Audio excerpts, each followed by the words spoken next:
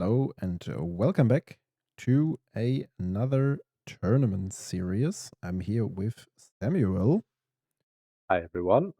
and together we're having a look at the games of the Clash of Commanders 2, which recently was played pretty much at the beginning of the year in Strasbourg.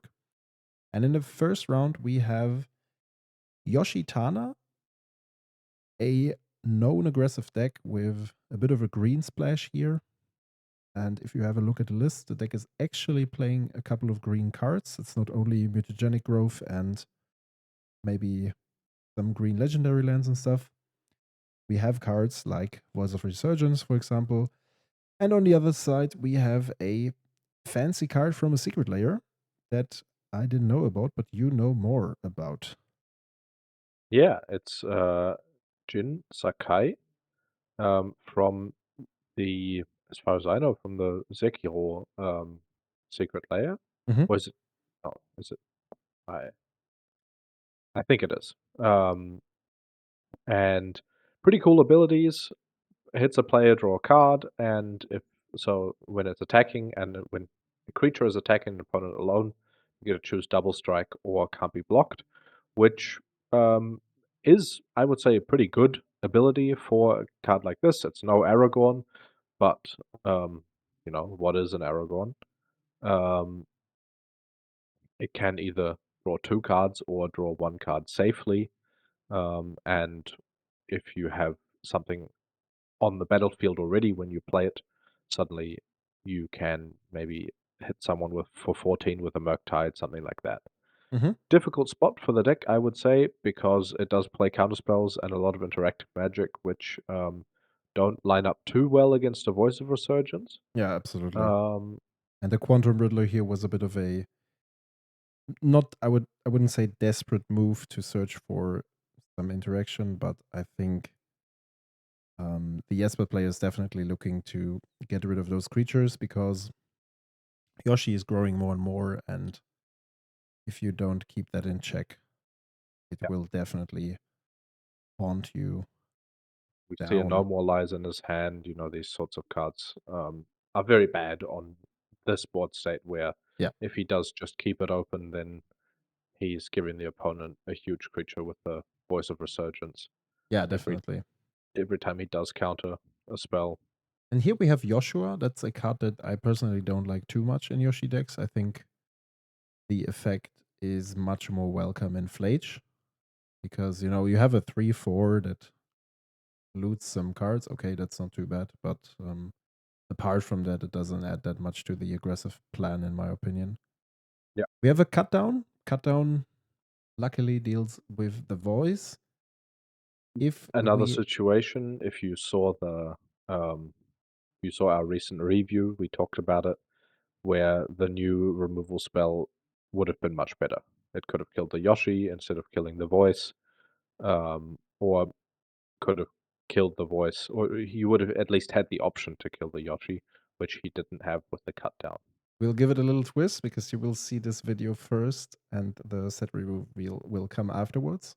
But Oh, okay. definitely check out the set review in order to understand what Samuel just talked about. But yeah, we actually talked about cut down and the new requiting hex, which is, in our opinion, an upgrade. And here we have Yeah.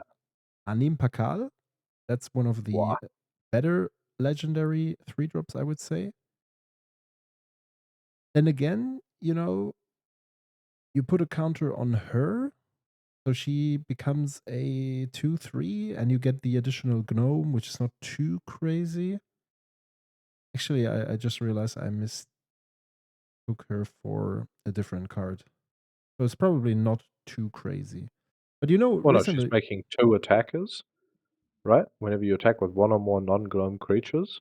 So All right. she's Yeah, yeah, okay. She's making she's she's okay. two gnomes, which boosts the elemental. Oh no, X is the number of counters. It's not its power. So she's making one gnome, Yeah, then it's a bit which cute, I makes it guess. a But 5/5 elemental with a 4/4 Yoshi. And the Solitude should have been played in response to the Animpakal, the 3-drop actually, in order to prevent the opponent from gaining more life, which honestly does not seem to be too relevant here, given the fact Yeah, that I would say I think it's fine to do it in combat when you know exactly how much the opponent is attacking for. You never know what one more mana can kind of be doing, and this is not a situation where the opponent's life total, I would say, is very relevant um, when you yourself are going to 4. maybe that's true. So here's a concession. We saw a Wrath of the Skies in the Esper player's hand, which did not do the Unfortunately, drop. Yeah. One would have energy. would have left 2 creatures on the board, which Exactly. are both attacking for enough mana, enough damage to kill him. And I think So he considered to. So what you could have done is you could have removed Anim before going to combat, I think. And then the elemental actually has 2 damage less, or deals 2 damage less, and then I think you end up with the same amount of damage since the elemental is well, decreased. you're saving 3 damage because he's also took 1 damage off the gnome. Right. Um, Yeah. Right. Right. And then next turn you could have cast Raft of the Skies in order to get rid of Yoshi and the token, but then you're left with Yoshua on field. So exactly. yeah. Here we have But a but I think that would have left him let him survive for a little bit longer. We have a Corey Steelcutter, a very yeah. powerful card. Yes. Um, Absolutely. Really, really good and against control. yeah, exactly. He can just cast his 2 spells even into 3 open mana from the opponent and just be like, okay, well, if you kill my spells, I still get a creature on board that is going to be attacking you for quite a bit of damage, Yeah. and that will stack up over a couple of turns. Especially these Yoshi decks can sometimes actually surprisingly trigger a lot of prowess. It's Um, interesting to see Kari Zev still. I would consider it to be a bit of an outdated 2-drop. But I'm actually really happy to see the Temple Garden here because it tells us that it is a dedicated green feature. It's not only a splash for 1 or 2 spells as the Yoshi Crown list actually does, yeah, but the rather, blue splash is present in like a couple of cards, yeah, and um, three most of the three at time max. 3 at max, I guess. not actually producing any blue mana. There are lists that do actually splash for an Aragorn. I think I've seen lists with Teferi, um, but I think those turn out to be worse in the end Yeah. because the deck really doesn't care about what happens turn 4 or 5 or 6. This deck cares about what's happening turn 1, 2, 3, and dead. Um, so yeah, Yeah, very true. Here we have a Baleful Strix. I was just about to say that Steel Cutter is somewhat a mini version of Urza Saga, constantly producing those pesky tokens. Here we have a cool lineup. It's Mary into the Sanctifier Envec. A good card against a couple of decks. And for Yoshi itself, not too relevant. Mary is also a really, really good card. Here, obviously blocked by Baleful Strix. Draw some I think cards. he might have forgotten his draw trigger here. We'll see if he still does it. No, it has to attack with another legendary creature, right? Ah, I thought it was with 2 creatures or with No, 3 no, creatures. no. Okay, okay. But yeah, still 5 power on the board. Opponents at 12 and more. This is the power of Corey Steelcutter. Yeah. Notably, Sanctifier also dodges a bit of black removal and can, in a pinch, block the opponent's commander. Another card that's, I would say, kind of another thing relevant here is, well, no, one more thing I was about to say is we were talking about Karizev being a bit of an outdated 2-drop, I think Baleful Strix is another card that doesn't make it into as many decks as it used to. I'm not sure if Atraxa decks are still playing it, but there was a time when Baleful Strix was in every control deck ever built, Mm. and I think we are past that point. I think it's still played a lot because of the fact that it has Death Touch, and Yeah, it it still dies it to a lot, of and course it dies to a lot, for but example, dies to Bowmaster. Um, true, yeah, I think he's flipping Tainted Pact for to search for a board wipe, I would a assume. a board wipe or a way to remove the Cory Steel Cutter. If So he yeah, finds Wrath of Skies, then he does find a way to do both. Um, yeah, I mean, not entirely sure. Here we have the new avatars Rav. Okay, interesting decision to play that card. I'm not exactly sure if it's worth it because it I actually does mean, it not does. in now with the tokens on field. It's actually not too bad. And again, I would rather see this as a parallax wave on Wish, you know. From Wish, it's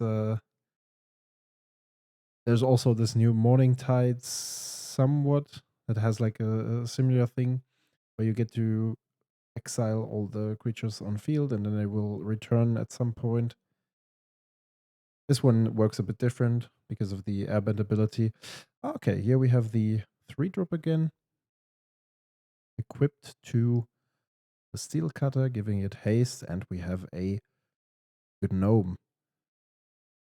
Okay. Just for you to remind, Yoshi could not be casted due to the Avatar's Wrath because it says spells from I can't outside your suppose from hand exile. can't be Okay. played. Yep. Yeah. Yeah. Okay. Urza Saga, another card that I would say doesn't make it into control decks very often. Yeah. Um, Also curious to see that here. I'm gonna have a look. Maybe if we have a look at the list. Okay. This is interesting since the list that you sent me does not play Urza Oh wait, Saga. I think yeah, because I have the updated version. Okay. So yeah. I understand removing that then. It does, interestingly enough, it does play an Agatha's Soul Cauldron, Yeah, I've seen that. Maybe which, it at that tournament it had a bit more support and the player yeah, realized, well, it's probably not the card I want to include. Here we have a bit of a sleeping jumpstart 2-drop.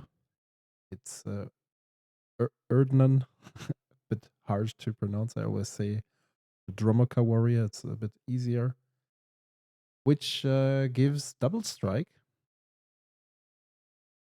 to he has a the Steel Cutter. Yoshi that has at least 2 counters. And yeah, it actually provides quite a fast clock. The March of the Really. Otherworldly Light But I think, handles the didn't he miss a 3-drop. trigger on Yoshi?